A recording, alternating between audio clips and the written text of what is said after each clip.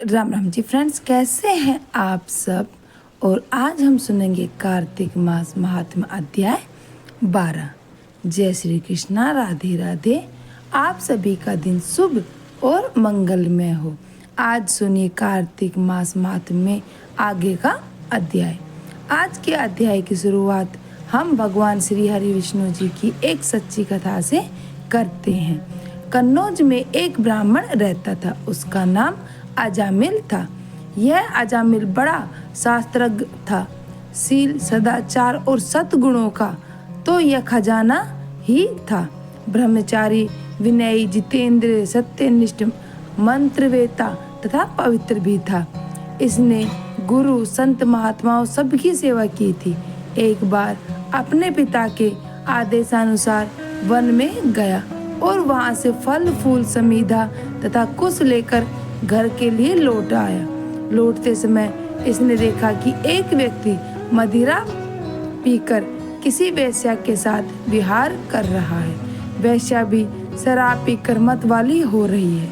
अजामिल ने पाप किया नहीं, केवल आंखों से देखा और काम के वश हो गया।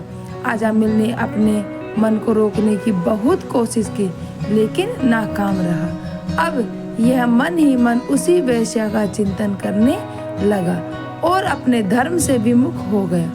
अजामिल सुंदर सुंदर वस्त्र, आभूषण आदि वस्तुएं जिससे वह प्रसन्न होती ले जाता है। यहाँ तक कि इसने अपने पिता की सारी संपत्ति उस उल्टा को रिझाने में खत्म कर दी। यह ब्राह्मण उसी प्रकार की चेष्टा करता जिससे वह वेश्या प्रसन्न होती। इस वेश्या के चक्कर में इसने अपने कुलीन, नवयुवती और विवाहिता स्त्री तक का परित्याग कर दिया और उस वेश्या के साथ ही रहने लगा। इसने बहुत दिनों तक वेश्या के मल समान अपवित्र अन्न से अपना जीवन व्यतीत किया और अपना सारा जीवन ही पाप में कर लिया। यह कुबुद्धि से, न्याय से, अन्याय से, जैसे भी जहाँ से भी कहीं से भी धन मिलता वहीं से उठा लाता और उस वेश्या के बड़े कुटुंब का पालन करने में ही व्यस्त रहता। चोरी से, जुए से तथा धोखाधड़ी से अपने परिवार का पेट पालता था। एक बार कुछ संत इसके घर में आए। गांव के बाहर संतों ने कुछ लोगों से पूछा कि भैया किसी ब्राह्मण का घर बताइए, हमें वहां पर रात गुजारनी है। इन लोगों ने संतों के साथ मजाक किया और संतों से कहा कि हमारे गांव में तो एक ही श्रेष्ठ ब्राह्मण है जिसका नाम अजामिल है और इतना बड़ा भगवान का भक्त है कि भगवान की गांव के अंदर ही नहीं रहता, गांव के बाहर ही रहता है। अब संत अजामिल के घर पहुंचे और दरवाजा खटखटाया। भक्त अजामिल, दरवाजा खोलो। जैसे ही अजामिल ने दरवाजा खोला तो संतों के दर्शन करते ही मानो आज उसने अपने पुराने अच्छे कर्म याद आ गए। संतों ने कहा कि भैया रात बहुत हो गई है, आप हमारे लिए भोजन और सोने का प्रबंध कीजिए। अजामिल ने सुंदर भोजन तैयार करवाया और संतों को करवाया। जब अजामिल ने संतों से सोने के लिए कहा तो संत कहते हैं, भैया हम प्रतिदिन सोने से पहले कीर्तन करते हैं, यदि आपको समस्या न हो तो हम कीर्तन कर लें। अजामिल ने कहा, आपका ही घर है महाराज, जो दिल में आए सो करो। संतों ने सुंदर कीर्तन प्रारंभ किया और उस कीर्तन में अजामिल बैठा। सारी रात कीर्तन चला और अजामिल की आंखों से खूब आंसू गिरे, मानो आज आंखों से आंसू नहीं पाप धुल गए हैं। सारी रात भगवान का नाम लिया। जब सुबह हुई, संत जन चलने लगे तो अजामिल ने कहा, महात्माओं मुझे क्षमा कर दीजिए, मैं कोई भक्त वक्त नहीं हूँ, मैं तो बस एक महापापी हूँ। मैं वेश्या के साथ रहता हूँ और मुझे गांव से बाहर निकाल दिया गया है। केवल आपकी सेवा के लिए मैंने आपको भोजन करवाया, नहीं तो मुझसे बड़ा पापी कोई नहीं है। संतों ने कहा, अरे अजामिल, तूने ये बात हमें कल क्यों नहीं बताई? हम तेरे घर रुकते ही नहीं। अब तूने हमें आश्रय दिया है तो चिंता मत कर। ये बता तेरे घर में कितने बालक हैं? अजामिल ने बता दिया कि महाराज 9 बच्चे हैं और अभी ये गर्भवती है। संतों ने कहा कि इस बार जो तेरी संतान होगी वो तेरे पुत्र होगा और तू उसका नाम नारायण रखना। जा, तेरा कल्याण हो जाएगा। संत जन आशीर्वाद देकर चले गए। समय बीता, उसके पुत्र हुआ, नाम रखा नारायण।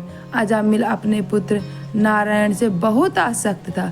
अजामिल ने अपना संपूर्ण हृदय अपने बच्चे नारायण को सौंप दिया था। हर समय अजामिल कहता था, नारायण भोजन कर लो, नारायण पानी पी लो, नारायण तुम्हारा खेलने का समय है, तुम खेल लो। हर समय नारायण नारायण कहता रहता। इस तरह 88 वर्ष बीत गए। वह अतिशय बूढ़ हो गया था। उसे इस बात का पता ही न चला कि मृत्यु मेरे सिर पर आ पहुंची है। अब वह अपने पुत्र बालक नारायण के संबंध में ही सोचने विचारने लगा। इतने में ही अजामिल ने देखा कि उसे ले जाने के लिए यमदूत के दूत आए हैं और वह नारायण नारायण पुकारने लगा। भगवान के पार्षदों ने देखा कि यह मरते समय हमारे स्वामी का नाम ले रहा है, उसके नाम का कीर्तन कर रहा है, अतः वे बड़े वेग से झटपट वहां आ पहुंचे। उस समय यमराज के दूत दासी पति अजामिल के शरीर में से उसके सूक्ष्म शरीर को खींच रहे थे। विष्णु दूतों ने बलपूर्वक रोक दिया। उनके रोकने पर यमराज के दूतों ने उनसे कहा, अरे धर्मराज की आज्ञा का निषेध करने वाले तुम लोग कौन हो? तुम किसके दूत हो? कहाँ से आए हो और इसे ले जाने के लिए हमें क्यों रोक रहे हो? जब यमदूतों ने इस प्रकार कहा, हम भगवान नारायण के आज्ञाकारी पार्षद हैं, और हंसकर कहा कि यमदूतों, यदि तुम लोग सचमुच धर्मराज के आज्ञाकारी हो तो हमें धर्म का लक्षण और धर्म का तत्व सुनाओ। दंड का पात्र कौन है? यमदूतों ने कहा, वेदों ने जिन कर्मों का विधान लिखा है वे धर्म है और जिनका निषेध किया है वे अधर्म है। वेद स्वयं भगवान के स्वरूप है। वे उनके स्वाभाविक सास प्रवास एवं स्वयं प्रकाश ज्ञान है, ऐसा हमने सुना है। पाप कर्म करने वाले सभी मनुष्य अपने अपने कर्मों के अनुसार दंडनीय होते हैं। भगवान श्री हरि विष्णु जी के पार्षदों ने कहा, यमदूतों ने बड़े आश्चर्य और खेद की बात है कि धर्मज्ञों की सभा में अधर्म प्रवेश कर गया, क्योंकि वहाँ निरपराध और दंडनीय व्यक्ति को व्यर्थ ही दंड दिया जाता है। यमदूतों, इसने कोटि कोटि जन्मों की पाप राशि का पूरा प्रायश्चित कर लिया है, क्योंकि इसने विवश होकर ही सही भगवान के परम कल्याण में नाम का उच्चारण तो किया है। जिस समय इसने नारायण इन 4 अक्षरों का उच्चारण किया, उसी समय केवल उतने से ही इस पापी के समस्त पापों का प्रायश्चित हो गया।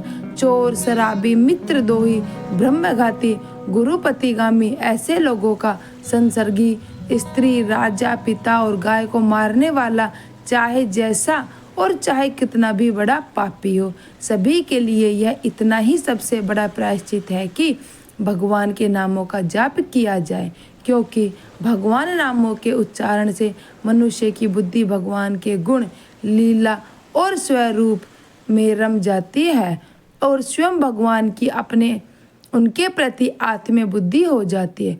तुम लोग अजामिल को मत ले जाओ, इतने सारे पापों का प्रायश्चित कर लिया है क्योंकि इसने मरते समय भगवान के नाम का उच्चारण किया है। इस प्रकार भगवान के पार्षदों ने भागवत धर्म का पूरा निर्णय सुना दिया और अजामिल को यमदूतों के पास से छुड़ाकर मृत्यु के मुख से बचा लिया। भगवान की महिमा सुनने से अजामिल के हृदय में शीघ्र ही भक्ति का उदय हो गया। अब वह अपने पापों को याद करके बड़ा ही पश्चाताप करने लगा। अजामिल मन ही मन सोचने लगा, अरे मैं कैसा इंद्रियों का दास हूँ। मैंने एक दासी के गर्भ से पुत्र उत्पन्न करके अपना ब्राह्मणत्व नष्ट कर दिया। यह बड़े दुख की बात है। धिक्कार है, मुझे बार बार धिक्कार है। मैं संतों के द्वारा निंदित हूँ, पापात्मा हूँ। मैंने अपने कुल के कलंक का टीका लगा दिया। मेरे माँ बाप बूढ़े और तपस्वी थे, मैंने उनका भी परित्याग कर दिया। मैं कितना कृतज्ञ हूँ। अब अवश्य ही अत्यंत भयावह नरक में गिरूंगा, जिसमें गिरकर धर्मघाती पापात्मा आदि कामी पुरुष अनेकों प्रकार के यम यातना भोगते हैं। कहाँ तो मैं महाकपटी पापी निर्लज और ब्रह्म तेज को नष्ट करने वाला, तथा कहाँ भगवान का वह परम मंगलमय नारायण नाम। अब मैं अपने मन, इंद्रिय और प्राणों को वश में करके ऐसा प्रतिज्ञा करूंगा कि फिर अपने को घोर अंधकार में नरक में न डालूं। मैंने यमदूतों के डर के से अपने पुत्र नारायण को पुकारा और भगवान के पार्षद प्रकट हो गए। यदि मैं वास्तव में नारायण को पुकारता तो क्या आज श्री नारायण मेरे सामने प्रकट नहीं हो जाते। अब अजामिल के चित्त में संसार के प्रति तीव्र वैराग्य हो गया। वे सबसे संबंध और मोह को छोड़कर हरिद्वार चले गए। उस देव स्थान में जाकर वे भगवान के मंदिर में आसन पर बैठ गए। उन्होंने योग मार्ग का आश्रय लिया। अपनी सारी इंद्रियों अन्य विषयों से हटकर वह मन ही मन भगवान श्री हरि विष्णु में लीन हो गया और मन को बुद्धि में मिला लिया। इसके बाद आत्मचिंतन के द्वारा उन्होंने बुद्धि के विषयों से पृथक कर लिया तथा भगवान के धाम अनुभव स्वरूप पर ब्रह्म में जोड़ दिया। इस प्रकार जब अजामिल की बुद्धि त्रिगुणमयी प्रकृति से ऊपर उठकर भगवान के रूप में स्थित हो गई, तब उन्होंने देखा कि उनके सामने वे ही चारों पार्षद जिन्हें उन्होंने पहले देखा था खड़े हैं। अजामिल ने सिर झुकाकर उन्हें नमस्कार किया। उनका मार्गदर्शन पाने के बाद उन्होंने उस तीर्थ स्थल में गंगा के तट पर अपना शरीर त्याग दिया और तत्काल भगवान के पार्षदों का स्वरूप प्राप्त किया। अजामिल भगवान के पार्षदों के साथ स्वर्ण में विमान पर आरूढ़ होकर आकाश मार्ग से भगवान लक्ष्मीपति के निवास स्थान पर वैकुंठ को चले गए। जय श्री कृष्ण। राधे राधे। अब आइए आगे के अध्याय का रसपान करते हैं। इससे पहले की वीडियो में आपने सुना था कि अब तक की कथाओं को भक्ति भाव पूर्वक सुनने के बाद महाराज पृथु ने देवर्षि नारद से निवेदन किया कि हे देवर्षि, आप सर्वज्ञाता हैं और मैं अज्ञानी हूँ। अब आप कृपा करके संतान वृद्धि और सुख संपत्ति देने वाली महाविद्या, महामाया और महामेधा, महास्मृति, महामोहा, महादेवी, महाईश्वरी और सर्व ईश्वरी अहोई देवी की उत्पत्ति और इनका व्रत कब और कैसे किया जाता है, इस बारे में हमें विस्तार पूर्वक बतलाइए। महाराज पृथु द्वारा इस प्रकार प्रार्थना किए जाने पर नारद जी एक प्राचीन कथा सुनाते हुए बोले कि राजन, एक समय काली काल में बड़ा भारी दुर्भिक्ष नामक अर्थात अकाल पड़ा। भीषण अकाल और महामारी फैलने से अनेक व्यक्तियों की अकाल मृत्यु हो गई। तब सब लोग इस विपत्ति से मुक्ति पाने का उपाय सोचने लगे।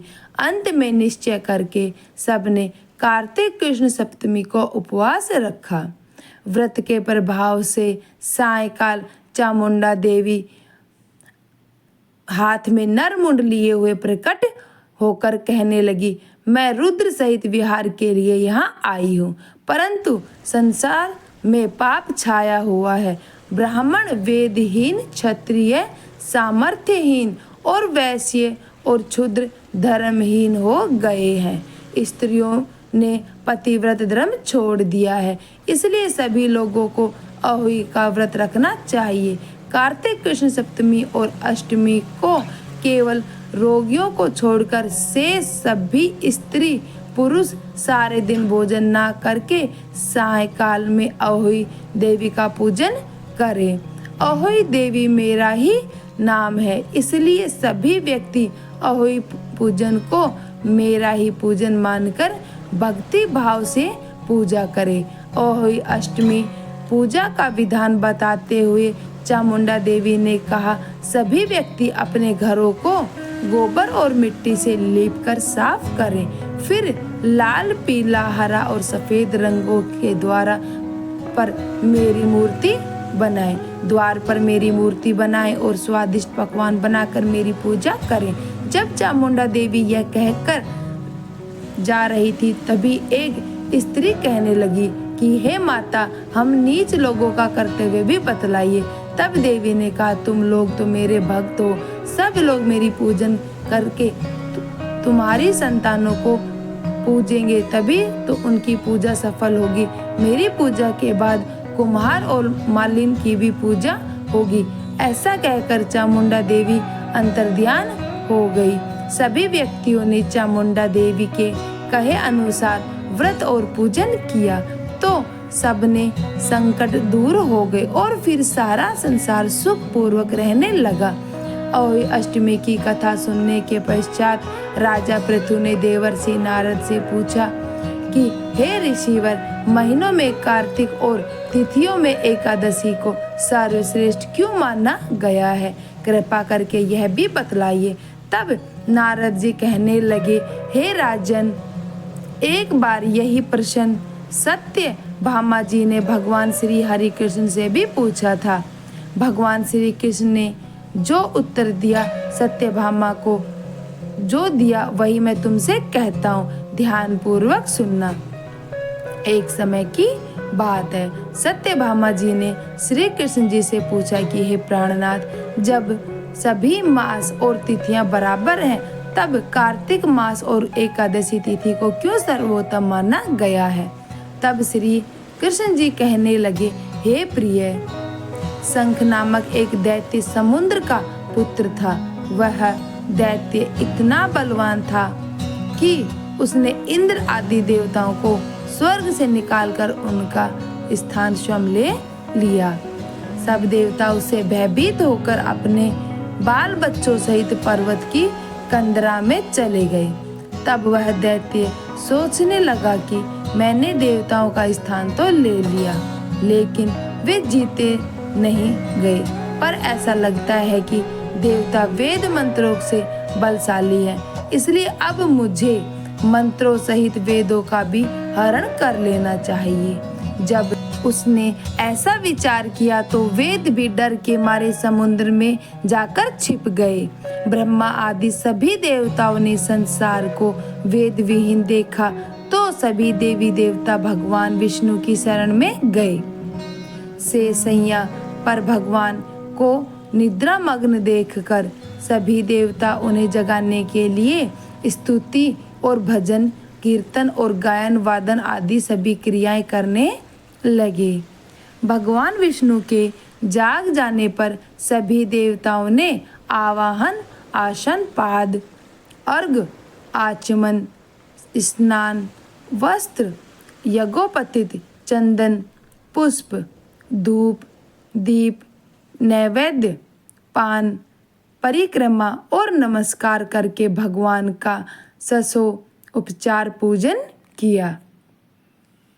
तब विष्णु भगवान प्रसन्न होकर देवताओं से कहने लगे कि हे देवताओं, मैं तुमसे प्रसन्न हूँ, इसलिए शंख आदि दैत्यों को मारकर मैं चारों वेदों को शीघ्र ही ले आऊंगा। परंतु आज से वेद बीज मंत्रों सहित कार्तिक मास में जल में निवास करेंगे। इसलिए कार्तिक के महीने में जो कोई भी जल में स्नान करेगा उनको यज्ञ करने के समान फल प्राप्त हो जाएगा और उनके समस्त विघ्न भी दूर हो जाएंगे। हे देवताओं, आज एकादशी के दिन आप सब ने मुझे जगाया है, इसलिए सब तिथियों में कार्तिक शुक्ल एकादशी की मान्यता सबसे अधिक होगी। वस्तुतः कार्तिक और एकादशी का व्रत मुझे अत्यंत प्रिय है। आगे की कथा सुनते हुए देवर्षि नारद ने कहा कि हे राजन, ऐसा कहकर भगवान मत्स्य अर्थात मछली का रूप धारण करके विंध्याचल में निवास कर रहे महर्षि कश्यप जी की अंजलि में आकर गिर गए। कश्यप जी ने उनको एक कमंडल में डाल लिया। जब कमंडल भर गया तो मत्स्य अर्थात मछली रूपधार भगवान कहने लगे कि हमको कोई बड़ा स्थान दो। तब कश्यप जी ने उन्हें रहने के लिए घड़ा दिया। घड़ा भी भर गया और वह घड़ा भी उनके रहने के लिए छोटा पड़ने लगा। तब उन्होंने उस मछली को निकालकर कुएं में डाल दिया, परंतु भगवान मत्स्य रूप में तेजी से बढ़ते हुए, इसलिए अब कश्यप जी ने उन्हें कुएं से निकालकर समुद्र में डाल दिया। और तब भगवान ने एक अत्यंत विशाल मछली का रूप धारण करके दैत्यराज शंखासुर को मार डाला। शंखासुर को मार डालने के पश्चात भगवान मत्स्य रूप का त्याग कर विश्राम करने के लिए बद्रीनारायण चले गए। बद्रीनारायण में भगवान ने देवताओं से कहा कि देवताओं, हमने शंखासुर का वध कर दिया है, इसलिए ऋषि और मुनि जाकर समुद्र के अंदर से चारों वेदों को ढूंढकर लाएं और तब देवताओं सहित प्रयाग में मेरा निवास रहेगा। तब ऋषियों ने अपने तपोबल द्वारा समुद्र में से वेदों के 6 अंगों अर्थात छंद, व्याकरण, कोश, वैदक, ज्योतिष और 6 स्मृति को ढूंढ निकाला। जिस वेद का जो भाग जिस ऋषि को मिला, तब से वह भाग उसी ऋषि का माना जाता है। उसके बाद समस्त ऋषि ब्रह्मा देवी में यज्ञ किया, इसलिए प्रयाग को तीर्थों का राजा कहा जाता है। प्रयागराज में स्नान, दान और यज्ञ आदि करने वाले के जन्म जन्मांतर के पाप नष्ट हो जाते हैं और वे मोक्ष के अधिकारी बन जाते हैं। इनमें तनिक भी संदेह नहीं। ऐसा कहकर देवर्षि नारद ने अपनी वाणी को कुछ समय के लिए विराम दिया। हरे कृष्णा। आज के अध्याय में बस इतना ही। इसके आगे जो कुछ भी हुआ उसका वृतांत आप कल के अध्याय में सुनिए। जय श्री कृष्णा। राधे राधे। धन्यवाद। अगर आपको वीडियो पसंद आया तो लाइक एंड शेयर करें और मेरे चैनल को भी सब्सक्राइब करें। जय श्री कृष्णा।